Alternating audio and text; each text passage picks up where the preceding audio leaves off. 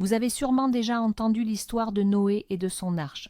Ce juste, cet homme pieux, qui sur l'ordre de Dieu a bâti un navire gigantesque pour sauver sa famille et toutes les espèces animales du déluge universel. Mais que se passerait-il si je vous disais que Noé n'était pas le premier, et si, bien avant l'existence de la Bible, en Mésopotamie antique, il existait déjà un récit presque identique, et si, à l'autre bout du monde, en Inde, on racontait une version similaire. Aujourd'hui, nous allons plonger au cœur d'un mystère qui relie trois grandes civilisations. Nous allons rencontrer Noé, bien sûr, mais aussi le sage sumérien Utnapishtim et Manu, le progéniteur de l'humanité. Nous allons décortiquer leurs histoires et tenter de répondre à la question essentielle. Pourquoi ces trois figures, séparées par des millénaires et des milliers de kilomètres, racontent-elles la même chose? Est-ce une simple coïncidence, un emprunt culturel ou quelque chose de bien plus profond, un mythe ou un événement réel? Laissez-nous vos théories en commentaire juste ici et commençons. Avant de comparer nos héros, faisons le point sur leurs sources respectives. L'histoire de Noé nous est connue par la Genèse, le premier livre de l'Ancien Testament. On estime que sa forme définitive fut établie autour du 5e siècle avant notre ère. Le récit d'Utnapishtim est bien plus ancien. Il fait partie du célèbre poème de Gilgamesh, le plus grand chef-d'œuvre littéraire du babylonien ancien. Les versions les plus complètes de cette épopée, gravées sur tablettes d'argile, datent des XIIIe-XIe siècles avant notre ère, mais la légende elle-même est encore plus archaïque. Quant à l'histoire de Manu, on la trouve dans le Shatapatha Brahmana, un texte védique de l'Inde ancienne rédigé entre le 8e et le 5e siècle avant notre ère. Nous avons donc affaire à trois cultures distinctes, trois époques différentes et trois sources textuelles séparées. Pourtant, comme nous allons le voir, la trame narrative est étonnamment la même. Commençons par la version la plus ancienne de toutes, l'histoire d'Utnapishtim. Imaginez-vous l'ancienne Mésopotamie, la ville de Churupak. C'est là que vit notre héros, Utnapishtim, dont le nom signifie d'ailleurs « celui qui a trouvé la vie ». Un jour, les dieux, exaspérés par l'humanité, jugés trop bruyante et encombrante, décident de l'anéantir. Mais un dieu éprouve de la compassion pour les humains, Ea, le dieu de la sagesse. Comme il ne peut pas briser directement le serment prêté aux autres divinités, il décide d'user de ruse. Ea se rend près de la modeste hutte en roseau d'Utnapishtim et se met à parler au mur. Il lui révèle l'imminence du déluge et lui ordonne de bâtir une arche immense afin de sauver sa famille et la semence de toute vie. Visualisez la scène, un homme dans sa modeste cabine entend une voix divine qui lui parvient littéralement des murs de sa demeure, lui annonçant la fin du monde. Tiitem. Voilà un début pour le moins intrigant, vous ne trouvez pas? Le dieu Ea donna à Utnapishtim des instructions d'une précision remarquable. Le navire devait prendre la forme d'un cube gigantesque, mesurant 120 coudées de côté. À l'intérieur, il devait y avoir 7 ponts, chacun divisé en 9 compartiments. Utnapishtim devait enduire l'arche de bitume, à l'intérieur comme à l'extérieur, afin de garantir son étanchéité totale. La tâche était colossale, et Utnapishtim savait bien que ses voisins ne manqueraient pas de poser des questions. Ea lui souffla la réponse. Il devait expliquer qu'il avait irrité le dieu Enlil et qu'il était désormais contraint de s'éloigner vers les domaines d'Ea. La construction du navire prit 7 jours. Pendant ce temps, Utnapishtim chargea à bord tout son or, son argent, sa famille, tous les artisans qu'il avait aidé à bâtir, ainsi que le bétail et les animaux sauvages. Imaginez un instant ce cube gigantesque ballotté par les flots, une véritable cité flottante, prête à affronter l'apocalypse. Avouez que la précision des détails de ce projet est absolument stupéfiante pour un texte aussi ancien. C'est alors que le déluge commença. L'épopée de Gilgamesh décrit cet événement avec une puissance stupéfiante. La tempête fut si effroyable qu'elle inspira la terreur aux dieux eux-mêmes. Ils grimpèrent au ciel d'Anu, se recroquevillèrent et restèrent là, terrorisés, comme des chiens. L'ouragan fit rage pendant 6 jours et 7 nuits. Le monde fut plongé dans l'obscurité totale et l'humanité entière fut réduite en argile. Au 7e jour, lorsque la tempête s'apaisa, Utnapishtim ouvrit le hublot. Il ne vit plus qu'un océan infini. Il tomba à genoux, les yeux pleins de larmes. Ce moment ne témoigne pas de la joie du salut, mais d'une profonde affliction pour le monde disparu. C'est un détail d'une humanité et d'une tragédie poignante. Son arche s'échoua sur le mont Nizir. On peut imaginer la scène, un vaisseau solitaire, échoué sur le flanc d'une montagne, entouré d'une étendue d'eau muette, jonchée de corps. Après l'arrêt du navire, Utnapishtim patienta 7 jours de plus. Il décida ensuite de vérifier si les eaux s'étaient retirées. Il relâcha une colombe, mais celle-ci revint, n'ayant trouvé aucun lieu où se poser. Il fit de même avec une hirondelle, qui revint également. Finalement, il lâcha un corbeau. Le corbeau, voyant que les eaux avaient diminué et ayant trouvé de quoi se nourrir, ne revint plus. À cette vue, Utnapishtim comprit que la terre était redevenue habitable. Il sortit alors de l'arche et accomplit un sacrifice aux dieux. Et c'est là qu'intervient un détail fascinant. Les dieux affamés, privés des sacrifices humains durant le déluge, s'assemblèrent au-dessus de l'offrande comme des mouches.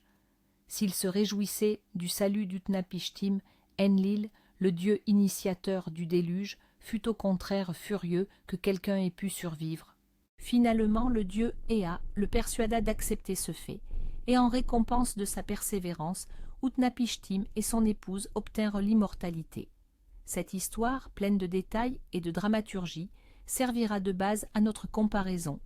Transportons-nous maintenant dans l'univers de la Bible à l'histoire de Noé. Ici, la cause du déluge est radicalement différente, de nature purement morale. Dieu constate que la corruption des hommes sur la terre était grande, et que toutes les pensées de leur cœur se portaient constamment vers le mal. L'humanité est submergée par le péché, et Dieu regrette de l'avoir créée. Mais au milieu de cette dépravation généralisée, il trouve un seul homme juste, Noé. Il n'est pas question ici d'un conseil de Dieu ou de la ruse de l'un d'entre eux. Il y a un Dieu unique qui prend une décision moralement justifiée, aussi terrible soit-elle. C'est là la différence fondamentale. Alors que, dans le mythe mésopotamien, les dieux détruisent les humains simplement parce qu'ils sont gênants, la Bible présente le déluge comme un acte de justice divine. C'est une punition pour le péché et en même temps un moyen de purifier le monde pour un nouveau départ, avec l'homme juste à sa tête. Tout comme Utnapishtim, Noé reçoit des instructions très précises. Dieu lui dit « Construis-toi une arche en bois de gopher. Tu y feras des compartiments et tu l'enduiras de poids, tant à l'intérieur qu'à l'extérieur. Les dimensions sont également spécifiées, bien qu'elles diffèrent de celles de l'arche babylonienne. 300 coudées de long, 50 de large et 30 de haut.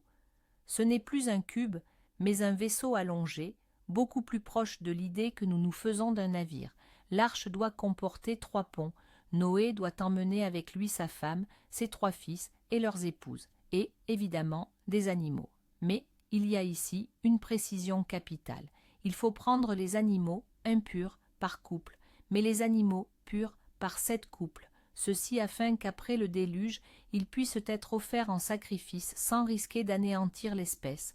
C'est un autre détail qui met en lumière l'aspect rituel et moral du récit biblique. Imaginez le travail titanesque de Noé et de sa famille, construisant cette arche gigantesque sous les moqueries de voisins qui refusaient de croire à la catastrophe imminente. Le jour de la catastrophe était arrivé. La Bible le décrit en ces termes. Toutes les sources du grand abîme jaillirent, et les écluses des cieux s'ouvrirent. L'eau se déversa sur la terre pendant 40 jours et 40 nuits. Elle montait sans cesse, toujours plus haut, jusqu'à recouvrir même les plus hautes montagnes. Toute vie terrestre périt. Seul Noé et ceux qui étaient avec lui dans l'arche survécurent. Contrairement à la tempête de 6 jours d'Utnapishtim, le déluge biblique fut un événement bien plus long et plus dévastateur. L'eau monta durant 40 jours, puis elle submergea la terre pendant 150 jours supplémentaires. Au total, Noé passa plus d'1 an confiné dans l'arche.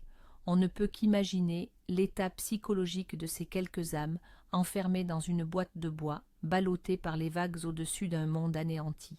Cette histoire n'est pas seulement celle de la colère divine, c'est aussi un récit d'une patience et d'une foi incroyables. Enfin, les eaux se retirent. L'arche s'immobilise sur les monts d'Ararat, Et c'est ici que nous découvrons une autre similarité étonnante avec le récit d'Utnapishtim. Noé, lui aussi, décide de vérifier si la terre ferme est enfin accessible. Il commence par relâcher un corbeau qui fait des allers-retours jusqu'à ce que la terre soit complètement asséchée. Ensuite, à 3 reprises, espacées de 7 jours, il lâche une colombe. La première fois, la colombe revient bredouille. Lors du second essai, elle rapporte dans son bec une jeune feuille d'olivier, le signe que les os se sont retirés et que la vie reprend ses droits. La troisième fois, la colombe ne revient plus et Noé comprend qu'il est temps de sortir. Cette séquence impliquant les oiseaux est une reproduction presque mot pour mot de l'épisode que l'on trouve dans l'épopée de Gilgamesh. La seule différence réside dans les espèces d'oiseaux utilisées et quelques détails mineurs. Mais l'idée maîtresse est absolument identique.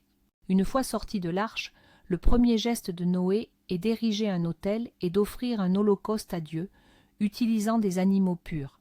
Et, tout comme dans le mythe mésopotamien, Dieu respira ce parfum apaisant.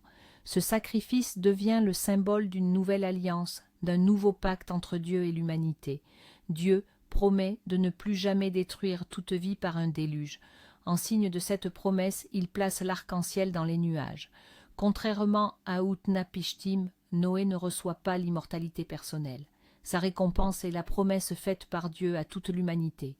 Il devient l'ancêtre d'un nouveau monde purifié du péché. Ainsi s'achève la version biblique qui, comme nous le constatons, présente à la fois des divergences fondamentales dans la motivation et des similitudes frappantes dans les détails avec la légende sumérienne plus ancienne. Partons maintenant encore plus à l'est, direction l'Inde ancienne, à la rencontre de Manu. Son histoire, elle, démarre de manière complètement différente. Pas une révélation divine durant son sommeil, ni même un message entendu à travers un mur, mais plutôt une rencontre profondément personnelle et émouvante. Un jour, Manu, que l'on considère comme l'ancêtre de l'humanité, effectuait ses ablutions rituelles dans le fleuve. Alors qu'il puisait de l'eau dans le creux de ses mains, il y découvrit un tout petit poisson. Ce poisson s'adressa à lui d'une voix humaine et implora sa protection. Il lui dit « Élevez-moi, et en retour, je te sauverai. » Pris de compassion, Manu plaça le poisson dans une jarre remplie d'eau. Or, il se mit à grandir à une vitesse ahurissante. Très vite, la jarre devint trop petite, puis ce fut au tour de l'étang, et enfin du lac. Finalement, Manu n'eut d'autre choix que de le relâcher dans l'océan. Imaginez un instant cette scène surréaliste, un homme s'occupant d'un minuscule poisson qui, sous ses yeux, se transforme en une créature absolument gigantesque. Au moment où Manu s'apprêtait à relâcher le poisson dans l'océan, celui-ci lui révéla son secret. Ce n'était pas un simple poisson, mais Matsya, l'avatar du grand dieu Vishnu, et il venait avec un avertissement. Le dieu poisson annonça alors à Manu qu'un déluge imminent allait anéantir toute forme de vie sur terre. Il lui ordonna de construire un navire, mais les instructions qu'il reçut étaient différentes. Contrairement aux plans détaillés remis à Utnapishtim ou à Noé, Manu ne reçut qu'une directive plus générale, bâtir un bateau et attendre. Au commencement du déluge, il devait monter à bord, emportant avec lui les semences de toutes les plantes et les 7 grands sages, les rishis. Ici, l'accent n'est plus mis sur le sauvetage de toutes les espèces animales, mais sur la préservation de la sagesse, incarnée par les rishis, et des fondements de la vie, représentés par les semences. Cette distinction reflète les valeurs philosophiques et spirituelles profondes de l'hindouisme. Lorsque le déluge commença, Manu fit tout ce que le poisson lui avait commandé. Il monta à bord du navire avec les sages et les semences. Les vagues déchaînées emportèrent l'embarcation et la ballottèrent de tous côtés. Mais c'est alors qu'apparut le poisson géant, Matsya. Il portait une corne sur la tête. Manu, comme cela lui avait été ordonné, attacha son navire à cette corne en utilisant le serpent géant, Vasuki, qui servait de corde. Et le poisson divin tira le navire derrière lui à travers l'océan déchaîné. Ce détail est unique dans le mythe indien. Ici, le salut n'est pas une attente passive dans une arche scellée, mais un voyage actif sous une guidance divine. On peut visualiser cette image puissante. Un petit navire attaché à un poisson gigantesque et brillant, filant à travers la tempête et le chaos, véritable îlot d'ordre au milieu de la destruction du monde. L'avatar sous forme de poisson a guidé l'arche de Manu jusqu'à une haute montagne située au nord, que l'on identifie au contrefort de l'Himalaya. Lorsque les eaux se retirèrent, Manu fut le seul survivant de l'humanité, accompagné des 7 grands sages. Afin de rétablir le genre humain, il accomplit alors un grand sacrifice. Il versa dans l'eau du gui le beurre clarifié, du lait aigre et du petit lait. 1 an plus tard, de ce sacrifice naquit une femme, Ida, qu'il considéra comme sa propre fille. C'est avec elle que Manu put repeupler le monde et donner naissance au nouveau genre humain. Cette histoire ne se conclut pas par une alliance divine ou par l'obtention de l'immortalité, mais par un véritable acte de co-création entre l'homme et la puissance divine. Manu n'est plus seulement un rescapé, il devient littéralement le père de la nouvelle humanité, le progéniteur de tous les êtres humains de cette nouvelle ère. C'est un dénouement profondément symbolique. Regroupons maintenant tous ces éléments et examinons ces similitudes frappantes. Premièrement, l'avertissement divin. Dans les 3 récits, le héros choisi est averti de la catastrophe imminente par une puissance divine, qu'il s'agisse du dieu Ea, de Yahvé, ou de l'avatar de Vishnu. Deuxièmement, la construction du vaisseau de sauvetage. Le héros reçoit l'ordre de bâtir un navire, une arche ou une barque pour survivre au déluge. Dans 2 cas sur 3, des instructions techniques précises sont même fournies. Troisièmement, le sauvetage de la vie.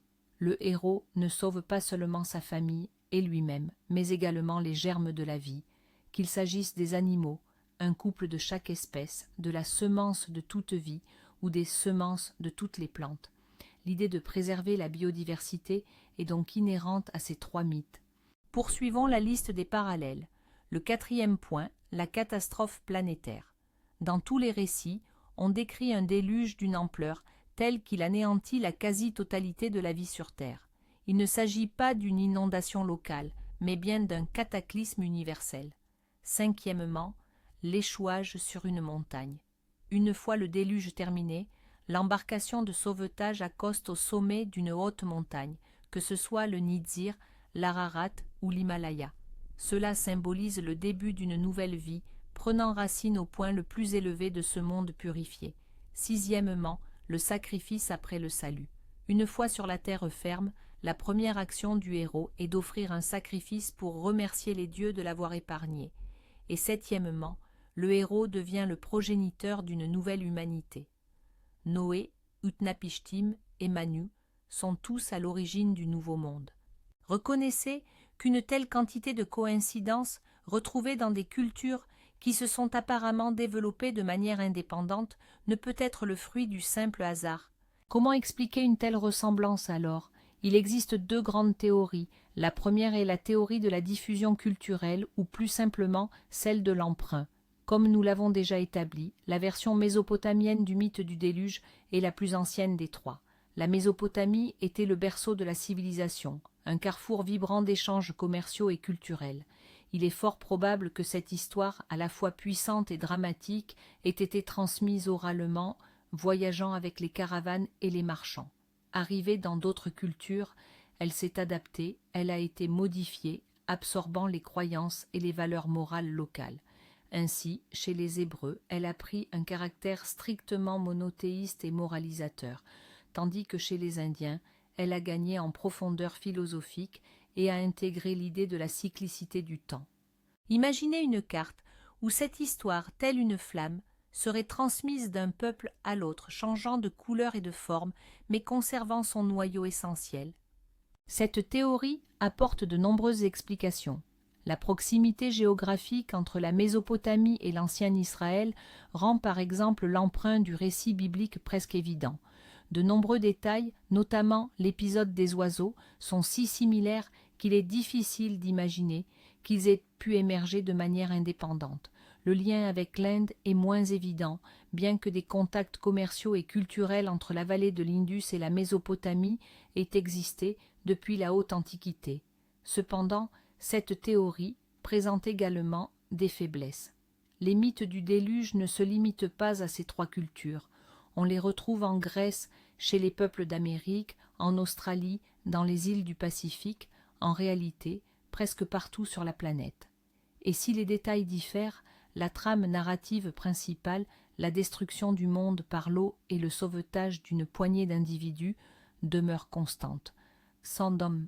Une histoire unique originaire de Mésopotamie aurait-elle pu se propager avec une telle ampleur, atteignant même des continents aussi isolés? Ceci nous amène à considérer une seconde hypothèse, bien plus audacieuse. Selon la deuxième théorie, le mythe du déluge n'est pas une simple invention, mais bien la mémoire collective de l'humanité face à un événement réel. Et si nos lointains ancêtres avaient réellement survécu à une catastrophe hydrique globale, ou du moins d'une ampleur considérable? Laquelle?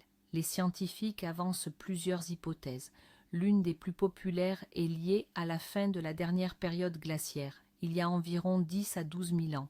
La fonte des glaciers gigantesques a provoqué une augmentation spectaculaire du niveau des mers, des zones côtières entières, là où justement les premières civilisations prenaient racine, auraient pu être submergées en un laps de temps historiquement très court.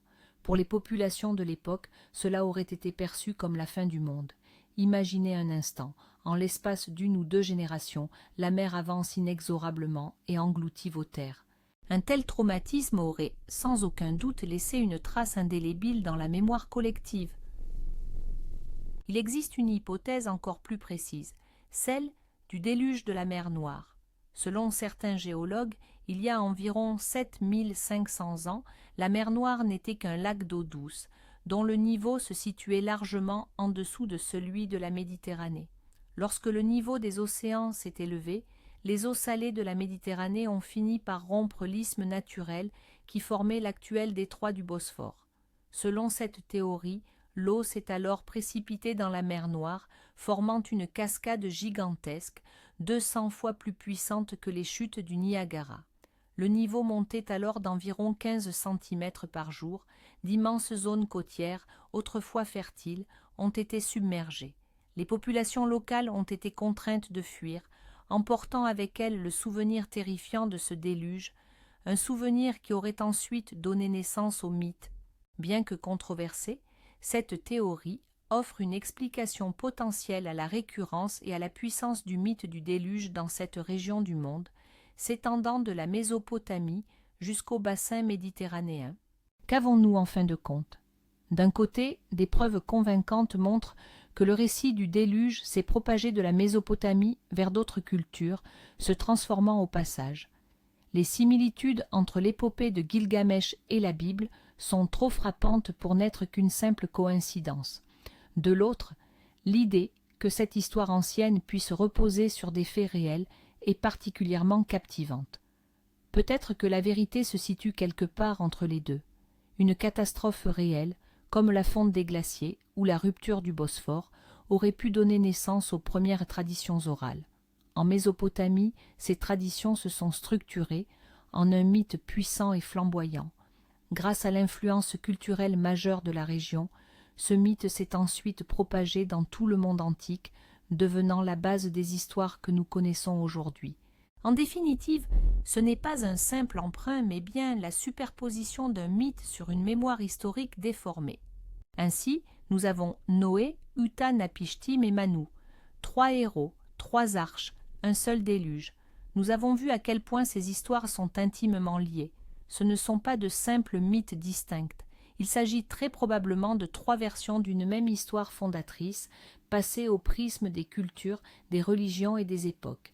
La révélation majeure est celle-ci, cette histoire que beaucoup croient propre à leur seule foi, fait en réalité partie du patrimoine universel de l'humanité.